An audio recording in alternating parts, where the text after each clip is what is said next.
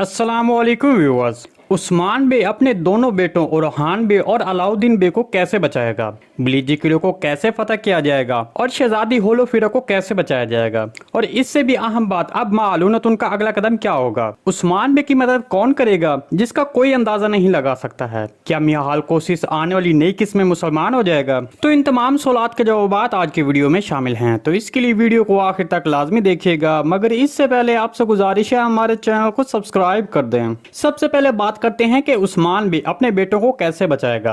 हमारे तजज़िये के मुताबिक उस्मान बे को अपने बेटों को बचाने के लिए कोई खुफिया मंसूबा नहीं होगा, क्योंकि उस्मान बे सबसे पहले बिलीजी किले को फतह करने और फिर अपने बच्चों को बचाने का सोचेगा, क्योंकि उस्मान बे जानता है कि वो उसके बेटों का कुछ नहीं बिगाड़ सकते। हमारे तजज़िये के मुताबिक शहजादी होलोफिरा ओरहान बे और अलाउद्दीन बे की निजात में मददगार साबित होगी। बिलाशुबा हम 91 किस्में ये सब देखेंगे।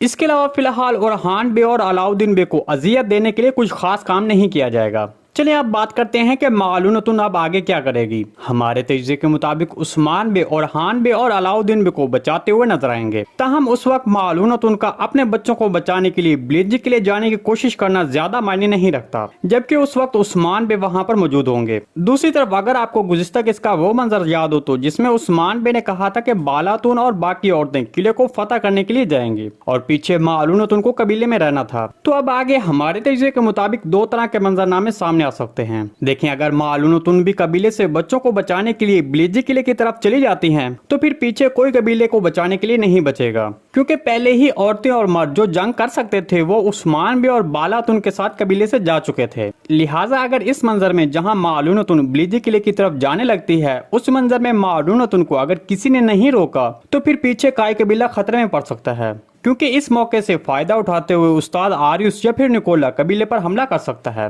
ताहम दूसरा इम्कान यह है कि अगर आपको वो मंजर याद है जिसमें बारकिन बे ने सैल्वियतुन से ये कहा कि अब से हमें उस्मान बे के खिलाफ काम करना है, जबकि उस पर सैल्वियतुन ने बारकिन बे से कहा कि उस्मान बे ने हमारी इतनी मदद की है, हम भला ऐसा क्यों करें। इसके बाद बारकिन बे ने सैल्वियतुन से सख्ती से बात की और कहा कि आपको अब शादी में नहीं जाना चाहिए और उस्मान बे के हक में नहीं सोचना चाहिए।